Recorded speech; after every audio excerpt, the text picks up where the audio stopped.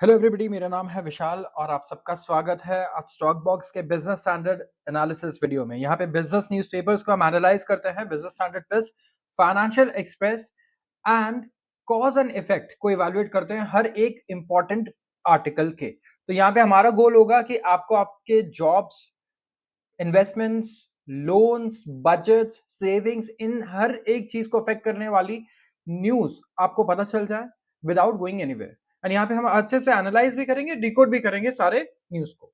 शुरुआत करूंगा मैं सबसे पहले आर्टिकल से। ये उनको इंपैक्ट करेगा जिनके पास इन्वेस्टमेंट्स हैं, क्योंकि टाटा ग्रुप की सबसे ज्यादा कंपनीज लिस्टेड है स्टॉक मार्केट में।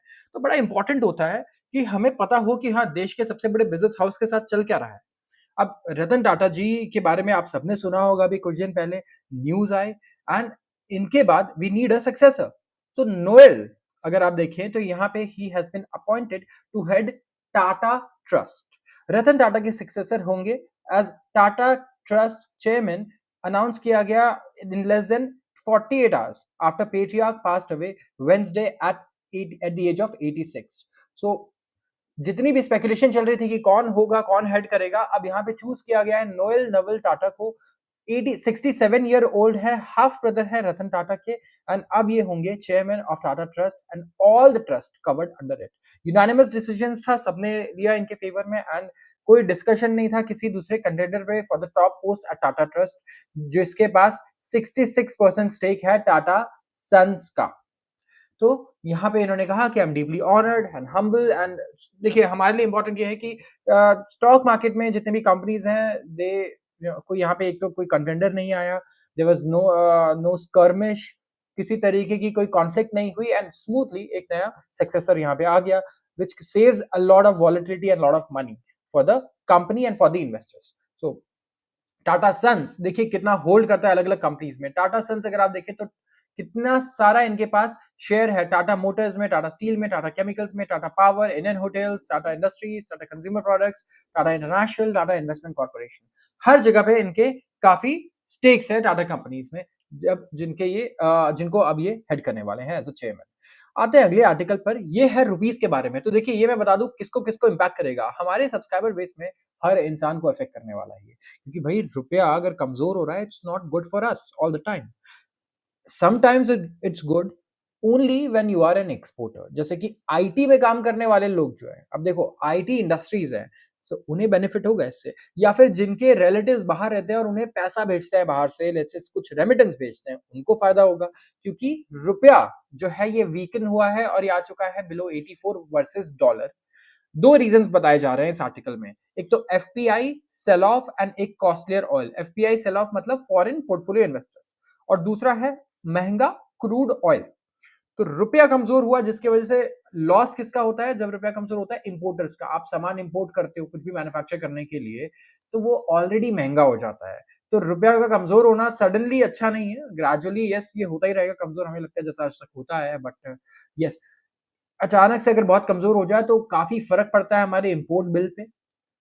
सबसे पहले तो क्योंकि हमारे मैन्युफैक्चरिंग में जितना भी रॉ मटेरियल्स हैं हम बाहर से इंपोर्ट करते हैं अच्छा खासा, तभी इंडिया, मेक इन इंडिया तभी सक्सेसफुल हो पाता है जब बाहर से हम लोग रॉ मटेरियल्स एटलीस्ट इंपोर्ट कर पाते हैं। इसके अलावा एक्सपोर्टर्स को बेनिफिट्स क्या मिलता है कि जो रेवेन्यू है ये इंक्रीज होता है इनका, क्योंकि ओवरऑल अगर स्टेबल रेवेन्यू भी है और रुपया अगर डेप्रिशिएट कर गया तो इनके ये फॉरेन करेंसी में कमाते हैं, राइट। तो इंडियन रुपी 84 के नीचे क्यों आया है? फर्स्ट टाइम फ्राइडे को इन्होंने नया लो बनाया। सबसे पहला तो जो डोमेस्टिक इक्विटीज है, इंडियन शेयर बाजार है, इसमें सेलिंग हो रही है लगातार बाय फॉरेन पोर्टफोलियो इन्वेस्टर्स।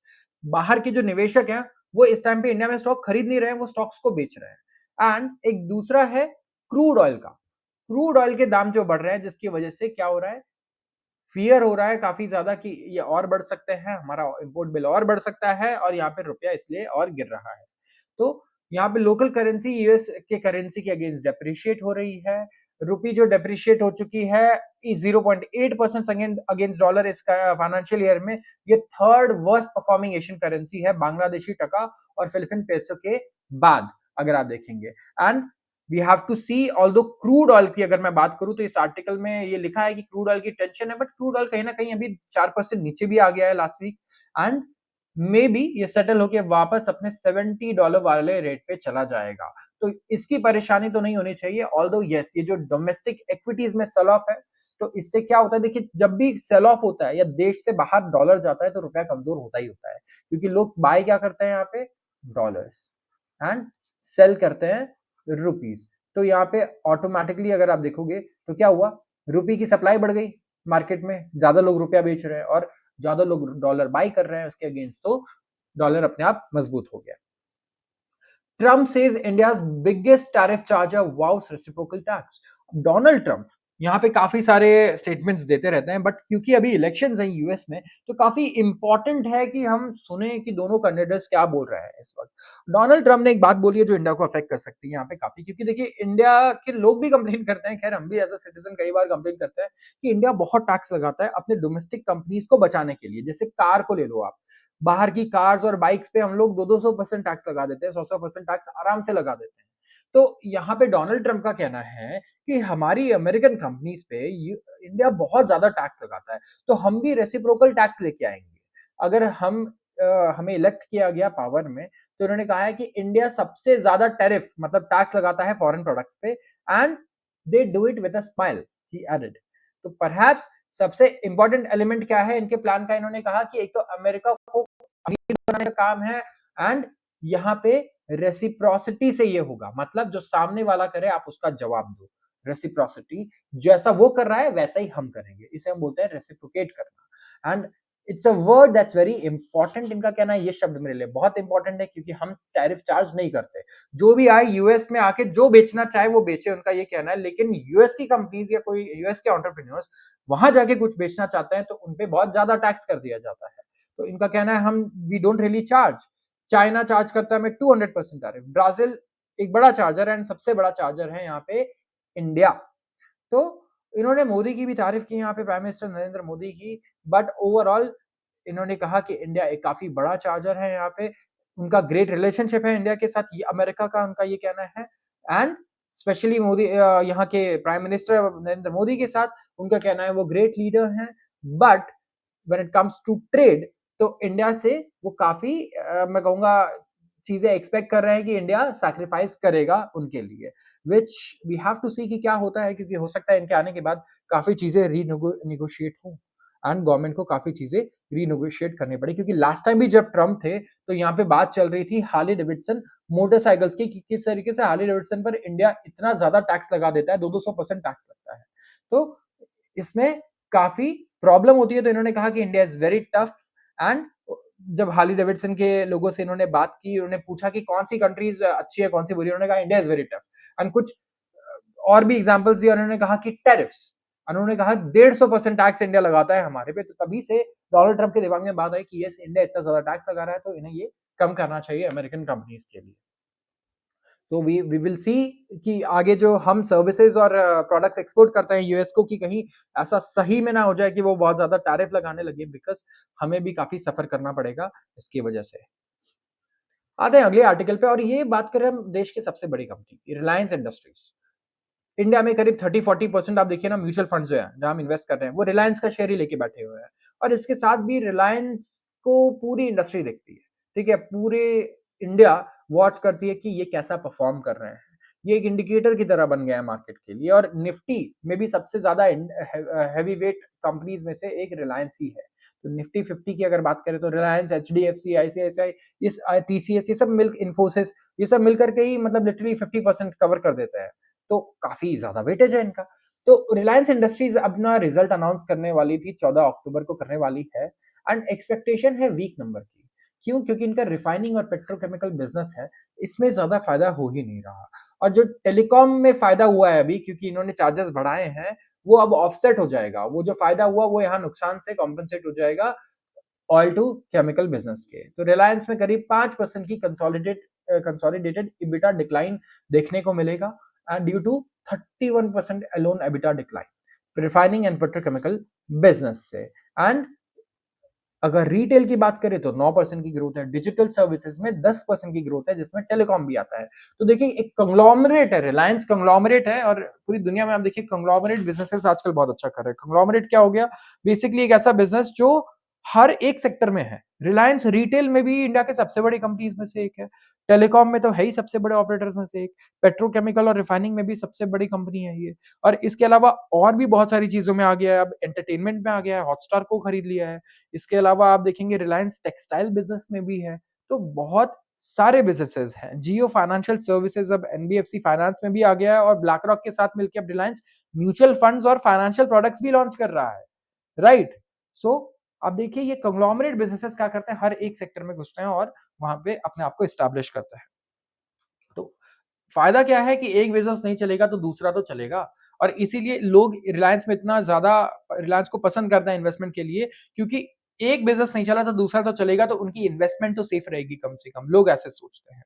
तो रिफाइनिंग बिज़नेस जैसे अभी वीक चल रहा है तो रिटेल ने काफ़ी अच्छा किया एंड इनके जियो ने काफ़ी बढ़िया किया ओवरऑल। अब मैं बात करूँ आगे की तो अगर आप आगे भी देखोगे तो एक्सपेक्टेशंस कुछ ऐसे ही हैं कंपैरेटिवली। अगले क्वार्टर्स में भी कुछ बहुत बढ़िया एक्सपेक्टेशंस नहीं है इस वक़्त रिलायंस से एनालिस्ट एक्सपेक्ट कर रहे हैं कि अगला क्वार्टर भी हो सकता है रिलायंस का वीक ही रहे। तो ये देखना होगा हमें कि आगे क्रूड ऑयल किस तरीके से ये ट्रेड करता है और रिलायंस अपने रिफाइनिंग मार्जिन्स किस तरीके से इम्प्रूव कर पाता है और अच्छे रिजल्ट्स दे पाता है या नहीं। क्योंकि अब 3 जो मेजर कैटेगरीज़ है रिलायंस के लिए उसमें एक पेट्रोकेमिकल एंड ऑयल बिज़नेस जो है, यहीं पे ये थोड़ा-सा मार खाता हुआ नज़र आ रहा है पिछले 2 क्वार्टर से। अब देखिए यहाँ पे कुछ बात की उन्होंने टेक्निकैलिटीज़ की जैसे कि ग्रॉस रिफाइनिंग मार्जिन्स मतलब रिफाइन करता है रिलायंस जब क्रूड ऑयल को तो कितना मार्जिन कितना पैसा कमाता है। तो जैसे 1 बैरल क्रूड ऑयल पे $9 वो कमाता है इस वक़्त वर्सेस जो $19 ही कमा रहा था क्वार्टर 2 एफवाई 24 में। तो क्वार्टर 2 में जो है ये वीक होता हुआ हमें नज़र आया, which has reflected in the performance report as well. So let's see. We have to wait for the next quarters, next few quarters कि रिलायंस पेट्रोकेमिकल बिज़नेस को वापस से ट्रैक पे ला पाता है या नहीं in terms of profitability growth. आता है अगले आर्टिकल पे, ये है ब्लैक रॉक के बारे में। ब्लैक रॉक के बारे में काफ़ी लोगों ने सुना होगा, दुनिया की सबसे बड़ी एसेट मैनेजमेंट कंपनी है एंड इनका इन्होंने रिकॉर्ड हिट कर दिया है। अब इनके पास $11.5 ट्रिलियन एसेट अंडर मैनेजमेंट है। ये $11.5 ट्रिलियन का एसेट मैनेज करते हैं एंड इस वक़्त इतना बढ़िया मार्केट में रैली आई है, इतने बढ़िया इन्फ्लोज़ आए हैं। यही रीज़न है कि ब्लैक रॉक यहाँ पर रिकॉर्ड हाई हिट करता हुआ नज़र आ रहा है कि इनके पास जो एक्जिस्टिंग एसेट्स थे, उनके प्राइस काफ़ी बढ़ चुके हैं पिछले 1 से 2 सालों में।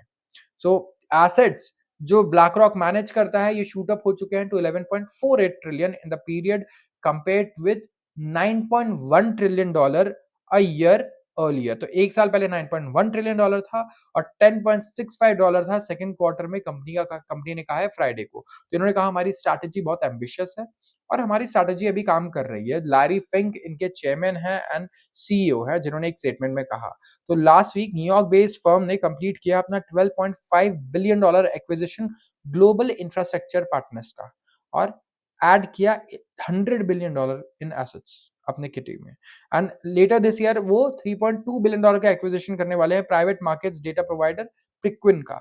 तो अब देखिए ब्लैक रॉक किस तरीके से धीरे-धीरे करके बड़े-बड़े एक्विजिशंस करता है, प्रॉफिटेबल कंपनीज़ ढूँढता है एंड यहाँ पे इन्होंने इंफ्रास्ट्रक्चर इन्वेस्टमेंट्स भी बहुत किए हैं। स्पेसिफिकली अगर आप इंडिया में भी देखें तो इन्होंने अच्छे खासे आरईआईटीज़ में इन्वेस्ट किया।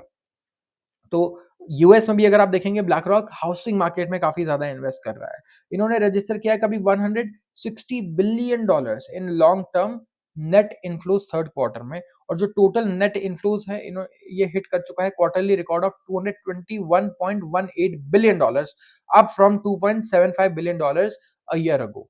तो मेजॉरिटी ऑफ जो लॉन्ग टर्म इन्फ्लोज़ आए हैं वो आए हैं they are captured by ETFs at 97.41 billion and client ने पैसा डाला है ब्लैक रॉक में $62.7 बिलियन। तो अब ये देखिए ये लिटरली ये तो मतलब अगर आप देखें tens of hundreds billion dollar से कम में तो बात ही नहीं होती जब आप ब्लैक रॉक की बात करते हैं। और ये करते क्या है देखिए ये पूरी दुनिया में बहुत ही बड़े-बड़े फंड्स का भी पैसा मैनेज करता है। कोई पेंशन फंड है, कुछ ईटीएफ्स मैनेज है करते हैं, ईटीएफ चलाते हैं, बहुत सारी चीज़ें करता है। ऐसा कोई फाइनेंशियल प्रोडक्ट नहीं है मेरे ख्याल से जिसमें ये ना हो और बहुत ही कम ऐसी फॉर्च्यून 500 कंपनीज़ है यूएस में जिसमें इन्होंने शेयर ना ले रखा हो। येस, बहुत ही कम है। तो they are invested everywhere basically हर जगह है और हर एक सेक्टर में भी है। चाहे आप रियल एस्टेट बोलो, चाहे आप बोलो कमोडिटीज़, चाहे आप बात करो इक्विटीज़ की। कोई भी ऐसा सेक्टर नहीं है जहाँ पे ये प्रेज़ेंट ना हो। आते हैं एडिटोरियल आर्टिकल पे। Mining the rain forest for car batteries is okay. अब यहाँ पे बात हो रही है रेन फॉरेस्ट की एंड कार बैटरीज़ की। तो वी कैन से दैट यहाँ पे बात सस्टेनेबिलिटी एंड एनवायरनमेंट की होगी अलोंग विथ टेक्नोलॉजी। तो let's attempt to understand the article. Attempts to prevent the destruction of world's rainforest are badly off track and in public mind. Electric vehicles are increasingly to blame. इनका कहना है कि पूरी दुनिया में जो destruction हो रहा है रेन फॉरेस्ट का, जंगलों का, ये बहुत ही बैडली ऑफ ट्रैक है, ठीक है? एंड पब्लिक के दिमाग में इलेक्ट्रिक व्हीकल्स हैं जिन पे इसका ब्लेम जा रहा है। फेलिंग ऑफ ट्रॉपिकल वुडलैंड्स को जो काटा गया है, इसकी वजह से ग्रीन हाउस पोल्यूशन हुआ है equivalent to 3.7 billion metric tons of carbon dioxide last year.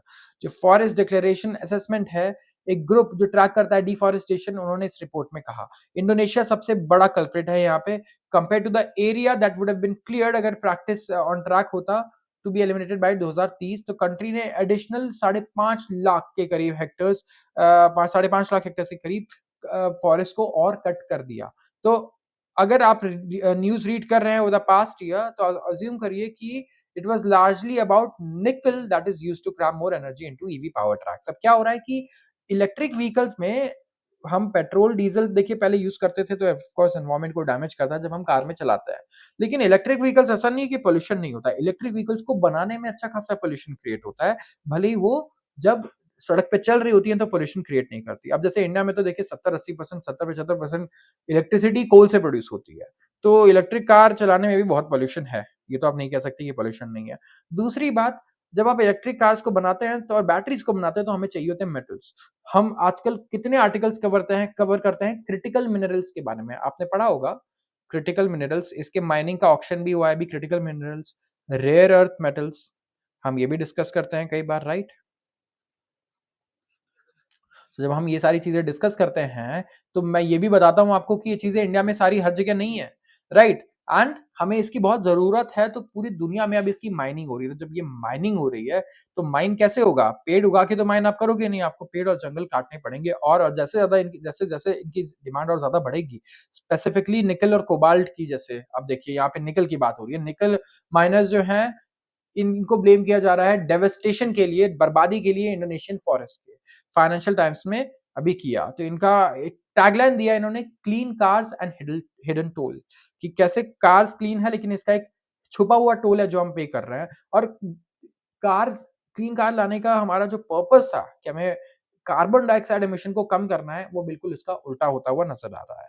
तो क्लेम्स हैं कि जो निकल माइनिंग है वो काफ़ी डर्टी है और डैमेजिंग है और ये गलत नहीं है। करीब 76,000 हेक्टेयर्स ऑफ इंडोनेशियन वुडलैंड्स जो हैं क्लियर किए गए हैं, डिग अप किए गए हैं मेटल के लिए बिटवीन 2001 एंड 2022। ये स्टडी लेकर आया गया बाय माइटी अर्थ मई में। एक एनजीओ है जो ट्रॉपिकल इंडस्ट्रीज पे फोकस करती है, सो वी हैव टू सी कि ऐसे कोई और क्लेम्स भी है नहीं है क्योंकि आजकल क्या होता है कि जितने भी रिसर्च होते हैं ना वो भी प्रोपेगेंडा ड्रिवन बहुत ज़्यादा होते हैं। जैसे कोई भी एजेंसी है वो अपने हिसाब से जो उनका एजेंडा है, नैरेटिव है उसके हिसाब से वो रिसर्च वगैरह फंड करती हैं। सो जब तक कि कोई मल्टीपल रिसर्च नहीं होता है ना इन चीज़ों को लेकर के, तब तक यूजुअली बिलीव करना बड़ा डिफिकल्ट हो जाता है क्योंकि काफ़ी मैनिपुलेशन है आजकल डेटा में भी, अगर आप देखेंगे। तो 4 साल में अलोन अगर आप देखें थ्रू 2023 करीब 15,000 हेक्टेयर जो है ये अप्रूव कर दिए गए हैं। बट ऑफ कोर्स क्योंकि अब ये बोल रहे हैं कि लेट्स से 80,000 या 70,000 किया गया है, तो इट्स नॉट लाइक कि ज़ीरो होगा, राइट? अच्छा खासा शेयर यहाँ पे डिफॉरेस्टेशन में गया होगा फॉरेस्ट का। वी हैव टू अज़्यूम कि डेटा अगर झूठ भी बोल रहा होगा, फॉर एग्ज़ाम्पल या इनकरेक्ट भी होगा, तो कितना इनकरेक्ट होगा, है कि नहीं? सो येट जो निकल रिस्क पे फोकस है, डिस्ट्रैक्ट कर रहा है हमें और बड़े थ्रेट से टू इंडोनेशियाज़ रेन फॉरेस्ट और वो है पाम ऑयल। तो राइटर कह रहे हैं कि निकल का जो थ्रेट है वो तो है, लेकिन पाम ऑयल बहुत बड़ा एक थ्रेट है इस वक़्त जिसे हम इग्नोर कर रहे हैं। सेम पीरियड में जहाँ निकल माइन्स जो हैं ये 76,000 हेक्टेयर्स में फैले हुए हैं, पाम ऑयल प्लांटेशन ग्रो हुए हैं by 12.75 million hectares and palm oil काफ़ी फ़ेमस है इंडिया में भी आजकल काफ़ी कंट्रोवर्सी में रहता है क्योंकि हम देखते हैं कि पाम ऑयल यूज़ किया जा रहा है आइसक्रीम से लेके अलग-अलग चीज़ें बनाने में, घर के खाने को क्योंकि आजकल हम लोग अवॉइड करते हैं, सबकी बिज़ी और फ़ास्ट लाइफ़स्टाइल है, हम बाहर का काफ़ी खाते हैं। तो यहाँ पे आप ये देखिए कि काफ़ी बड़ा जो एरिया है इंडोनेशिया का वो चला गया है पाम ऑयल में भी, जो ये एक्सपोर्ट करते हैं पूरी दुनिया में। सो पाम ऑयल एक सॉर्ट ऑफ सब्स्टिट्यूट है निकल के लिए in the power trains of road vehicles, क्योंकि इंडोनेशियन डीज़ल्स में करीब 35% बायोफ्यूल ब्लेंड है। और जब हम इंडिया की बात करते हैं तो हम लोग भी 20% का टारगेट रखते हैं किस चीज़ के लिए? आपको ध्यान होगा एथेनॉल के लिए।